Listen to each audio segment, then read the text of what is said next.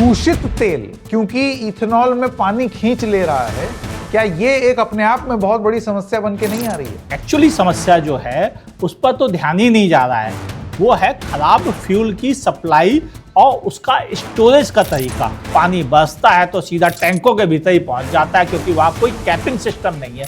Ethanol से गाड़ियों का जितना नुकसान है उससे कई 100 गुना ज्यादा नुकसान उस खराब फ्यूल की वजह से हो रहा है और उस फ्यूल को संभालने की कोई कोशिश नहीं की जा रही थी। क्यों इथेनॉल में पानी की बूंद चले जाना इतना खतरनाक हो जाता है? पानी उसके साथ मिक्स होता है तो वह अपनी रिश्तेदारी पेट्रोल के साथ छोड़ देता है और वो अलग हो जाते हैं दोनों, यानी पानी और एथेनॉल मिलके एक अलग घर बसा लेते हैं और पेट्रोल को किनारा कर देते हैं, उसे फैमिली से बाहर कर देते हैं। अगर एडल्ट्रेटेड फ्यूल है तो किसकी वजह से आ रहा है? जिम्मेदारी कौन लेगा? जिम्मेदारी तो एक्चुअली पूरी सप्लाई चेन की है और सप्लाई चेन जो कंट्रोल जहां से स्टार्ट हो रहा है वो तो गवर्नमेंट के हाथ में है। वो 40-50 लोग गायब हैं कहाँ, जिन्होंने उस पर साइन किए थे और कहा था कि सियाम और नीति आयोग ने मिलकर तय किया है कि 2030 तक E10 फ्यूल की सप्लाई को कंटिन्यू किया जाए ताकि कस्टमर्स को प्रॉब्लम ना आए। वो सब लोग गायब हैं। वो तो सरकारी एम्प्लॉय थे, IAS अफसर थे, और अगर वही चुप हो गए तो फिर आम पब्लिक की कौन सुनने वाला है? इस मुद्दे पे पॉलिटिकल पार्टियों ने अपने पॉइंट उठाने शुरू कर दिए एथेनॉल करते हुए। उन्होंने किसी भी एक्सपर्ट से कोई भी पॉइंट नहीं पूछे कि क्या पॉइंट है जिन पर वो गवर्नमेंट को घेर सकते हैं। नतीजा उनकी डिबेट सबसे कमजोर डिबेट है और इसीलिए गवर्नमेंट के ऊपर प्रेशर नहीं पड़ा। मैं ब्रांड न्यू E20 कंप्लायंट गाड़ी भी उठा करके ले आऊं, आज की डेट विदेश से इंपोर्ट करके भी ले आऊं। मैं तो कह रहा हूं E85 गाड़ी भी उठा करके ले आऊं, लेकिन अगर उसमें पानी पड़ जाएगा तो E85 भी खराब हो जाएगी। प्रॉब्लम यही सप्लाई चेन की तो सबसे बड़ी प्रॉब्लम है। तो फिर सरकार ने ये क्यों बोला कि अब तो हमने सारी तैयारी कर ली और हम E20 से आगे बढ़ गए, अब पीछे जाने की बात ही नहीं है? क्या तैयारी की फिर? तो पता नहीं, ये तो एक नेताजी के दिमाग की उपज थी जो कहते थे कि हम पेट्रोल का मुंह नहीं देखना चाहते और फिर बोले कि 15 रुपए में देंगे, 55 रुपए में देंगे, तय की बातें उन्होंने कर दी। जुमले उनको अलग कर देता हूँ, लेकिन सरकार का जो स्टैंड है वो तो पार्लियामेंट में ही होता है। पार्लियामेंट में उन्होंने जो कहा वो यही कहा है कि प्लीज अब हम E20 के आगे नहीं जाएंगे, लेकिन उन्होंने ये नहीं माना कि जो तकलीफें आ रही हैं उसकी वजह से हमें E10 पे वापस जाना चाहिए, उस पर उन्होंने कोई बात नहीं। आप अगर ये कह रहे हैं कि आपने सारी तैयारी E20 के हिसाब से कर ली, तो आपके पंप ने तैयारी की, आपके टैंकर ने तैयारी की, आपकी डिस्टिलरी ने तैयारी की, आपकी रिफाइनरी ने तैयारी की। तैयारी तो कहीं की नहीं गई है, ये तो हवाबाजी है केवल कि आप E10 से E20 पे आ जाइए, बस खत्म। इसके अलावा एक्चुअली कोई तैयारी नहीं हुई है और इसी वजह से तो दिक्कतें हैं। तैयारी की बातें की गई हैं कि हमने तैयारियां की हैं, एक्चुअली तैयारियां नहीं की गई हैं।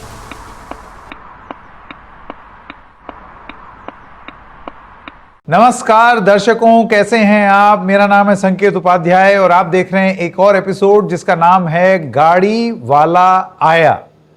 गाड़ी वाला आया के एपिसोड में फिर से अमित खरे जी, फाउंडर आज कार गुरु, हमारे साथ हैं और आज फिर वही मुद्दा है इथेनॉल का, लेकिन उसको लेकर के एक चर्चा और भी है और चर्चा है सिर्फ इथेनॉल ब्लेंडिंग की नहीं, इथेनॉल कंटेमिनेशन की। इथेनॉल की वजह से जो तेल दूषित हो जा रहा है, प्रदूषित हो जा रहा है, पानी बन जा रहा है, उसकी जिम्मेदारी कौन लेगा? इससे पहले कि अमित खरे जी से सवाल पूछें, मैं आपको कुछ चीजें दिखाना चाहता हूं स्क्रीन पर।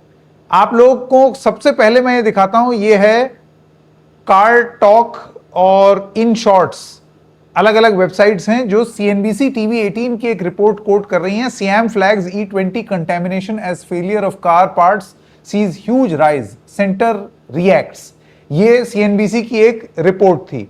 इस रिपोर्ट को और भी तमाम वेबसाइट्स ने उठाया, जैसे लिंक्डइन में गया, मनी लाइफ में गया, कार टॉक में गया, सब ने CNBC को एट्रीब्यूट करके ये लगाया।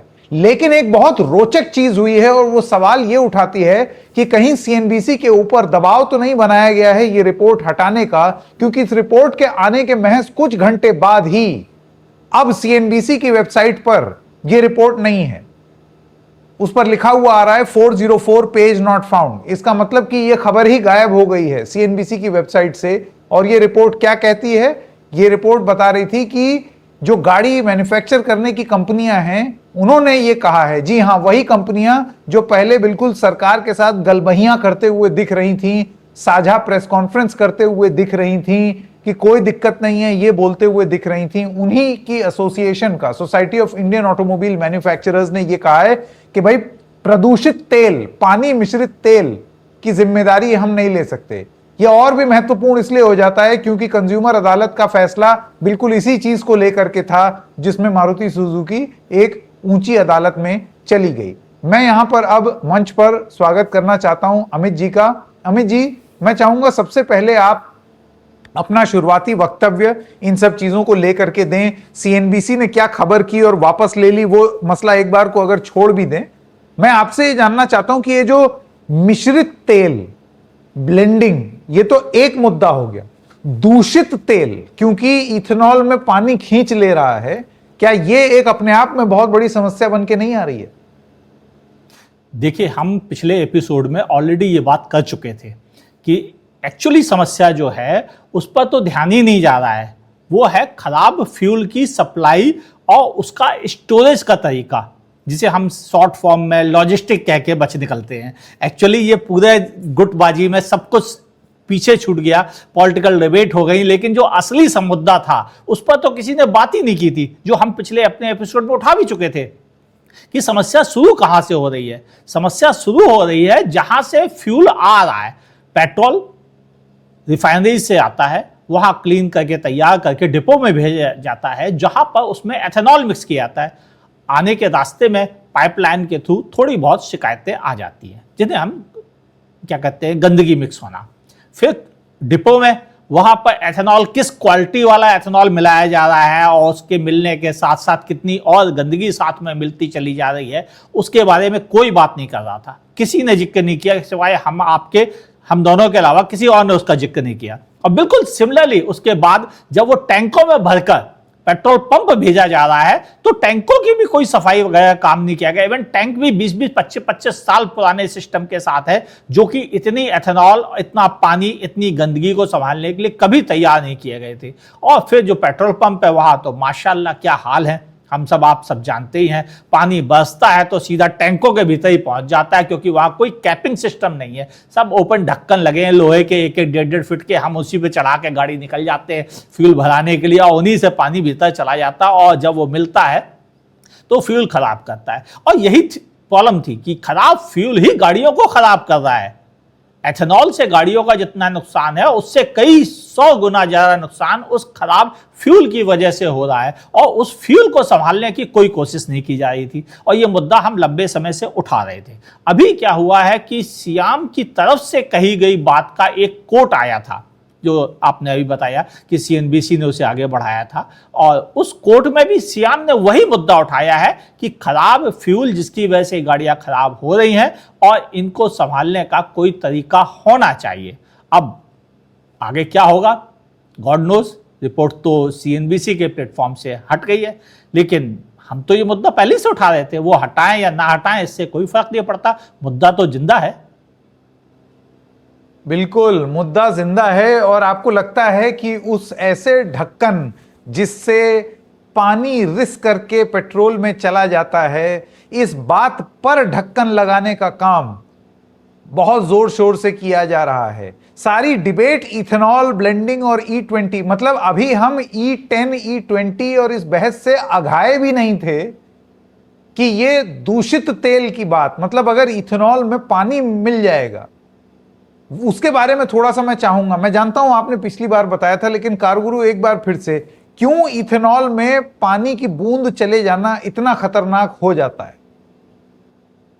एक्चुअली एथेनॉल का जो नेचर है वो नेचर ही है कि पानी को अट्रैक्ट करना।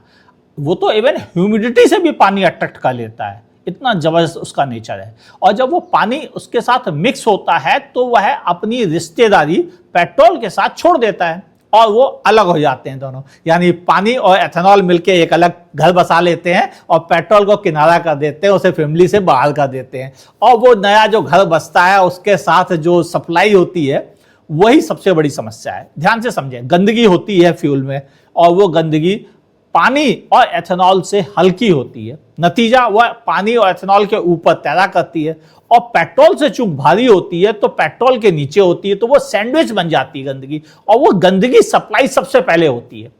डिस्पेंसर्स की डिजाइन ऐसी है जिसकी वजह से पहले होती है, हमारे पेट्रोल टैंक की डिजाइनिंग ऐसी है जिसकी वजह से वो गंदगी की सप्लाई पहले फ्यूल पंप के थ्रू सीधे इंजन की तरफ भेज दी जाती है। और यही सबसे बड़ी दिक्कत है कि गंदगी ऐसी जगह इकट्ठा हो रही है जहां से समस्या आती है गाड़ियों को खराब करने की, और इस पर ही एक्चुअली बात नहीं हुई थी। कारगुरु, तो अब जाहिर सी बात है यही एक मुद्दा है जिस पर, और वो भी मानसून के महीने में सबसे ज्यादा इस पर बात होनी चाहिए, क्योंकि एक्चुअली आपको सबसे जानकर ज्यादा ताज्जुब होगा, एक बड़ी बात समझिए, 2024-25 में जब E10 फ्यूल सप्लाई हुआ करता था, उस समय पेट्रोल डीलर्स एसोसिएशन, जिसका नाम है all India petrol diesel dealer association, उनके जो प्रेसिडेंट है करंट अजय बंसल, उनसे हमारी फेस टू फेस बात हुई थी। उन्होंने कहा था कि जो कोस्टल एरिया है जहां पर पानी भरने की ज्यादा समस्या होती है, हम उन एरिया को कोट करते हुए ऑयल कंपनीज को लेटर लिखते थे जून के मंथ में कि प्लीज इन एरिया में एथेनॉल मिक्स फ्यूल की सप्लाई रोक दी जाए, और वो लोग सप्लाई रोक देते थे, जबकि वो सप्लाई केवल 10% एथेनॉल की थी, फिर भी रुकवा दी जाती थी। क्यों? क्योंकि उनको समझ में आ गया था कि इस 10% एथेनॉल भी काफी परेशानी खड़ी करेगा, इसलिए रुकवा दिया जाता था। लेकिन 2026 में तो अड़ गए, बोले 20% भी होगा और कोस्टल एरिया में भी किया जाएगा, जहां पानी बहता वहां भी किया जाएगा। यानी सब इंस्ट्रक्शन होने के बावजूद, सब सजेशन होने के बावजूद, सब एक्सपर्ट की ओपिनियन होने के बावजूद सरकार ऑलमोस्ट अड़ सी गई कि नहीं, E20 अब तो नहीं रोकेंगे। जब हमने 2024-25 में रोका था वो जाने दो, अब नहीं रोका जाएगा। और शायद ये एथेनॉल कंज्यूम करने की सबसे बड़ी कोशिश के तौर पे जाना जा रहा है, और उस चक्कर में सत्यानाश सवा सत्यानाश हो रहा है। नहीं, यही तो मैं कह रहा हूं। तो फिर इसमें आप ये कारगुरु फिर सजेशन दीजिए, अगली बार मैं अपनी गाड़ी ले करके जाऊं। अभी तो मैं नोजल देख रहा हूं कि भाई चलो XP100 मिल रहा है या नहीं, E20 तो सभी हैं, चलो डला लें। ये तो एक नई समस्या है। मैं अगर बहुत तेल डलवा भी लूं, डरते सकुचाते कि थोड़ा बहुत आगे, भाई पानी पर तो नहीं चलेगी कोई भी गाड़ी, तो फिर मैं क्या करूं कारगुरु? आप या हम दोनों के पास कोई ऑप्शन ही नहीं है, क्योंकि जितने भी पेट्रोल पंप के टैंक हैं वो सारे के सारे लोहे के बने हुए टैंक, पुराने हैं। और इवन पिछले 3-4 महीनों में जो नए पेट्रोल पंप खुले भी हैं, उनमें भी पुराने डिजाइन वाले ही अप्रूव्ड ISI मार्क जो है उसी के टैंक लग रहे हैं। यानी वहां भी लॉजिस्टिक सिस्टम दिया नहीं गया है, नया तरीका खोजा नहीं गया है पेट्रोलियम डिपार्टमेंट की तरफ से कि वह नए ढंग के पंप लगाए या नए ढंग के टैंक स्टोरेज बनाए। नहीं, जबकि बाकी सब जगह टैंक बदलने लगे। इंडिया में तो अभी बदलना शुरू ही नहीं किया इन्होंने। अब ये शुरू जब करेंगे उसके बाद जाके प्रॉब्लम धीरे धीरे कम होंगी, लेकिन ये तो इतना आसान काम है नहीं। इंडिया का लॉजिस्टिक सिस्टम, खासतौर से पेट्रोल सप्लाई का, इसे पूरा बदलने के लिए 10 से 15 साल चाहिए। और जबकि सियाम ने 5 साल मांगे थे कि 2030 तक प्लीज E10 की सप्लाई जारी रखिए ताकि हम समस्या को थोड़ा कम रखें, मगर अड़ने की वजह से मामला बहुत ज्यादा बिगड़ गया। मतलब ये जो गाड़ी के मैन्युफैक्चरर्स हैं, जिनको कहा जाता है society of Indian automobile manufacturers, उनकी 2020 की एक चिट्ठी जो नीति आयोग के डॉक्यूमेंट में लगी हुई थी, वो साफ साफ कह रही थी कि हमको E10 जारी रखना चाहिए पुरानी गाड़ियों के लिए। उसके बाद फिर आई वो PR प्रेस कॉन्फ्रेंस, जिसमें यही ऑटोमोबाइल कार मेकर्स के बड़े बड़े ब्रांड के लोग बैठे हुए थे और उन्होंने बोला कि कोई दिक्कत है ही नहीं, कोई प्रॉब्लम है ही नहीं, ठीक है। लेकिन उसमें भी जब स्पेसिफिक मामले आए, एक तो रायपुर अदालत वाला, कंज्यूमर अदालत वाला, और एक वो टोयोटा इनोवा वाला मामला बिहार का, इन दोनों मामलों में चाहे मारुति हो या टोयोटा, कारगुरु दोनों ने ये बोला कि ये इथेनॉल की वजह से नहीं हुआ है, ये एडल्ट्रेशन की वजह से हुआ है। तो मुझे कारगुरु आप ये बताइए कि क्या आरोप ये है कि हम लोग जो लाखों की गाड़ी खरीद रहे हैं वो रात में चुपके से जाते हैं और सरकार और गाड़ियों को बदनाम करने के लिए उसमें पानी डाल देते हैं कि आओ जरा बदनाम करें, पानी डाल दें? ये कैसी बात है भाई? अगर एडल्ट्रेटेड फ्यूल है तो किसकी वजह से आ रहा है? जिम्मेदारी कौन लेगा? जिम्मेदारी तो एक्चुअली पूरी सप्लाई चेन की है। और सप्लाई चेन जो कंट्रोल जहां से स्टार्ट हो रहा है वो तो गवर्नमेंट के हाथ में है। गवर्नमेंट का काम है अगर कहीं पर भी खराब फ्यूल की सप्लाई हो रही है तो उसको रोका जाए, उस पर सर्विलांस किया जाए, उनको बंद किया जाए, नोटिस दिए जाए, इवन सीज कर दिए जाए ऐसे पंप। ये भी सरकार की जिम्मेदारी है। और अगर किसी डिपो में गड़बड़ हो रही है तो उस डिपो को भी सीज करने की जिम्मेदारी सरकार की है। मुझे बताया जाए पिछले 10 सालों में कितने डिपो सीज हुए हैं, मेरी जानकारी में एक भी नहीं है। ऐसे हालात में जब आपका सिस्टम ही प्रॉपर इंस्पेक्शन नहीं कर पा रहा है तो फिर गड़बड़ तो खुलेआम होती रहेगी और इसको कभी ठीक नहीं किया जा सकेगा, क्योंकि आपने शुरुआत ही नहीं की। कंपनीज का क्या है, कंपनीज तो बचना चाहेंगी पॉलिटिकल मूवमेंट से, वो ये नहीं चाहेंगे उनकी सेलिंग में पॉलिटिकल पॉइंट इन्वॉल्व हो, ना ही वो चाहेंगी कि उनको तकलीफ हो। वो दोनों के बीच में एक्चुअली दब गई हैं, सरकार के बीच में, पब्लिक के बीच में, और यहां पर उनके लिए बड़ा मुश्किल हो गया। एक ये जो सीएनबीसी कई रिपोर्ट कही जा रही है इसके बारे में, वो एक्चुअली वही मुद्दा था जो सियाम ऑलरेडी उठा रहा था। एक बड़ी चीज जिस रिपोर्ट का आपने जिक्र किया जो सियाम और नीति आयोग ने मिलकर बैठ के तैयार की थी, उस रिपोर्ट में आप ध्यान से देखें तो लगभग 40 सेक्रेटरीज अलग अलग डिपार्टमेंट के उनके सिग्नेचर्स थे, और वो सारे सेक्रेटरीज एआरआई के सिर्फ एक हम चेयरपर्सन को छोड़ दें, डॉक्टर रेजी मिथाई को छोड़ दें, तो बाकी कोई सामने नहीं आ रहा है। वो 40-50 लोग गायब हैं कहां, जिन्होंने उस पर साइन किए थे और कहा था कि सियाम और नीति आयोग ने मिलकर तय किया है कि 2030 तक E10 फ्यूल की सप्लाई को कंटिन्यू किया जाए ताकि कस्टमर्स को प्रॉब्लम ना आए। वो सब लोग गायब हैं, किसी का कोई प्रेस इंटरव्यू, किसी का कोई टीवी पर इंटरव्यू, किसी का कहीं से कोई वक्तव्य, उनके फेसबुक ट्विटर कहीं पर कुछ नहीं है, सब गायब, सब शांति से बैठ गए साइन करने के बाद। यानी वो एग्री कर रहे थे मगर अब चुप है। क्यों चुप है, किसने उनको चुप कराया? क्या वो अपनी ही वजह से चुप हो गए, या उनको लगा गवर्नमेंट ने दूसरा डायरेक्शन ले लिया तो अब हम चुप हो जाते हैं?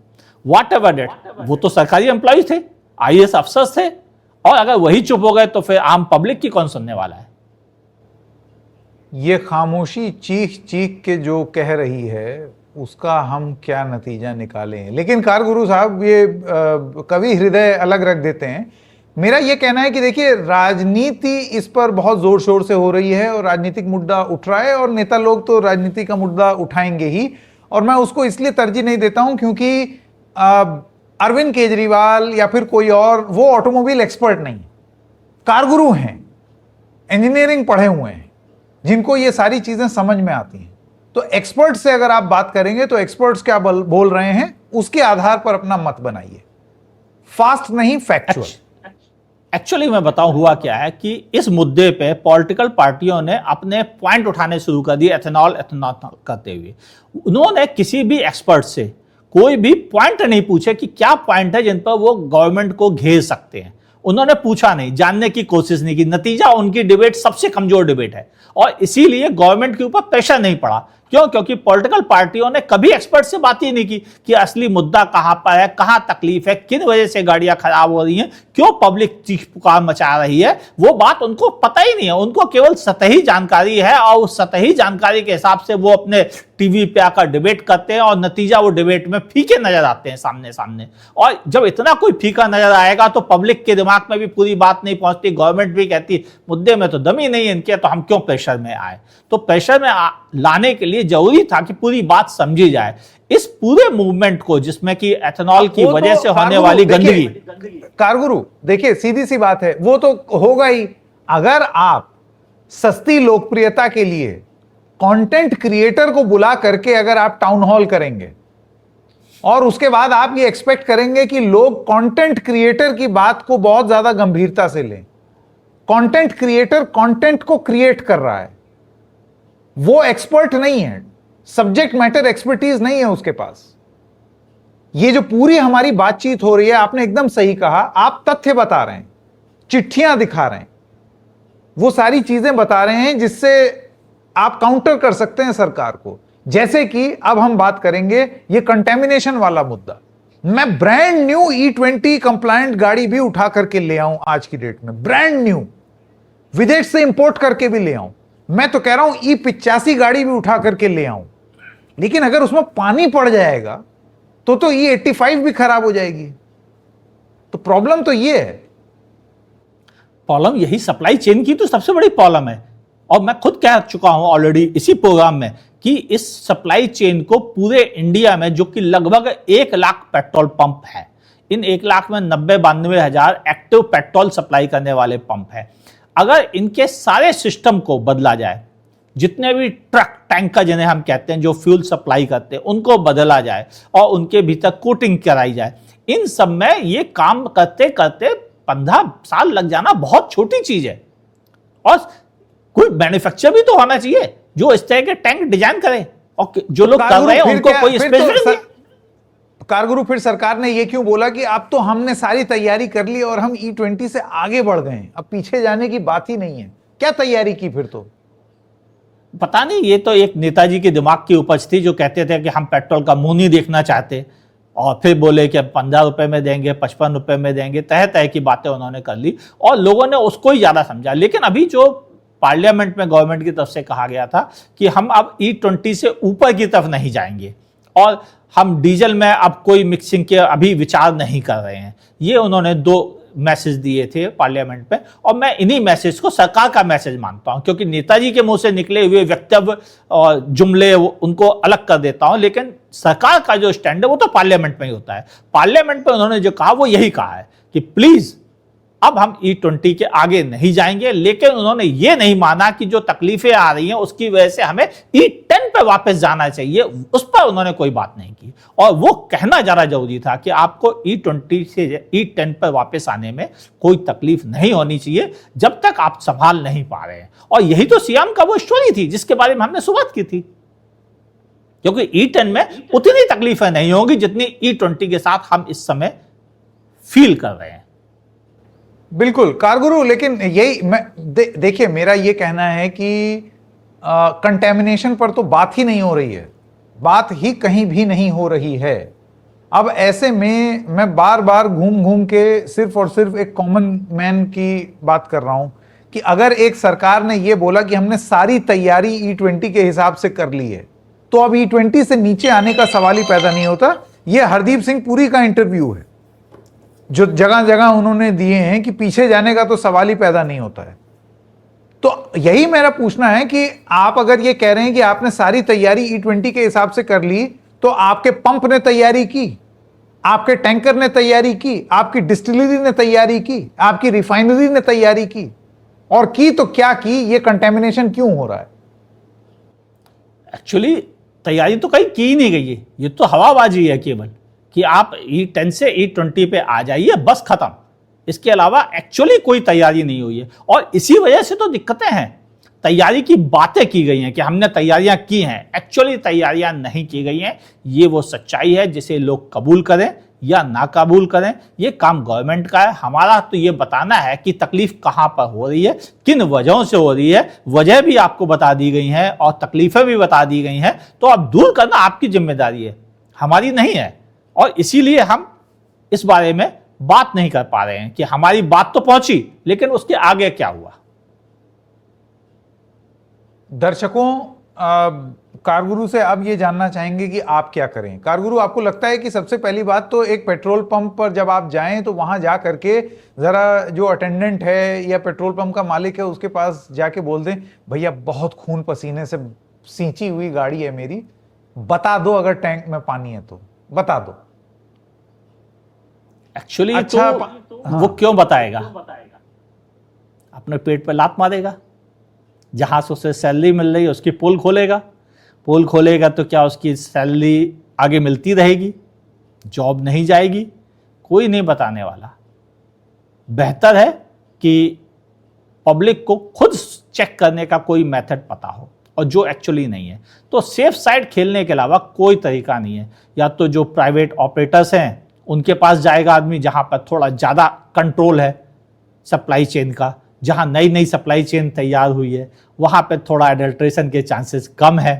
ये आपने अच्छा बोला, आपने बोला कि वैसे पेट्रोल पंप जो अभी नए नए बने हैं उसमें आपको ये गुंजाइश जरा कम मिलेगी, क्योंकि उनके टैंकर भी नए होंगे, उनके टैंक भी नए होंगे, डिस्पेंसर नोजल वगैरह भी सब नया होगा, तो उसमें गुंजाइश कम होगी। उस पर गुंजाइश कम होगी। इसके अलावा कई प्राइवेट कंपनीज भी हैं जो फ्यूल सप्लाई करती हैं, उन पर भी थोड़ा सा स्ट्रिक्ट नॉर्म्स हैं और वहाँ पर भी हमने ये नोटिस किया है कि वहाँ पर सबसे कम कंप्लेंट वहाँ पर आ रही हैं। और इनके बाद चूँकि वो इनकी संख्या बहुत कम है, तो बेहतर रहेगा कि अगर आप कंपनी ऑन्ड जो पेट्रोल पंप है उनको भी प्रेफर कर सकते हैं। लेकिन दूध का धुला कोई नहीं है, गड़बड़ सब जगह होगी, कहीं कम कहीं ज़्यादा, लेकिन दिक्कतें बनी रहेंगी। और उसका रीज़न ये है कि एथेनॉल लिमिट से ज़्यादा हो गया है। इतने लिमिट के लिए हमारा लॉजिस्टिक्स सिस्टम एक्चुअली पूरा तैयार नहीं है। ये वो सच्चाई है। तो कारगुरु ने 2-3 चीजें बताई हैं। अगर आपके पास पेट्रोल की गाड़ी है, अव्वल तो देखिएगा आसपास, अगर आपको, क्योंकि वो तथ्य के आधार पर ये बता रहे हैं कि सबसे कम शिकायतें private petrol pumps. Private petrol pump क्या हुए? जियो का पंप, नायारा, अब पता नहीं एसआर का पंप होता है या नहीं, मुझे नहीं मालूम, लेकिन एक जमाने में था। तो ये हो गए आपके प्राइवेट पंप, लेकिन ये बहुत ही कम है। इस देश के 1,04,000 या न जाने कितने पेट्रोल पंप में ये एक बहुत ही छोटी सी संख्या है। एक बहुत बहुत बड़ी संख्या है हिंदुस्तान पेट्रोलियम, भारत पेट्रोलियम और इंडियन ऑयल। और इसमें कारगुरु का यह कहना है कि एक चीज होती है जिसे कहा जाता है COCO pump, company owned company operated. यहां पर भी हो सकता है कि आपको तेल थोड़ा सा बेहतर मिले, क्योंकि ये कंपनी ओन्ड और कंपनी ऑपरेटेड है। तो जो डीलर वाले हैं उसमें शिकायतें थोड़ी सी ज्यादा आती हैं। क्या मेरी अंडरस्टैंडिंग ठीक रही? बिल्कुल सही, बिल्कुल सही। और शायद यही एक सबसे सेफ गेम है जिस पे आप थोड़ा चल सकते हैं।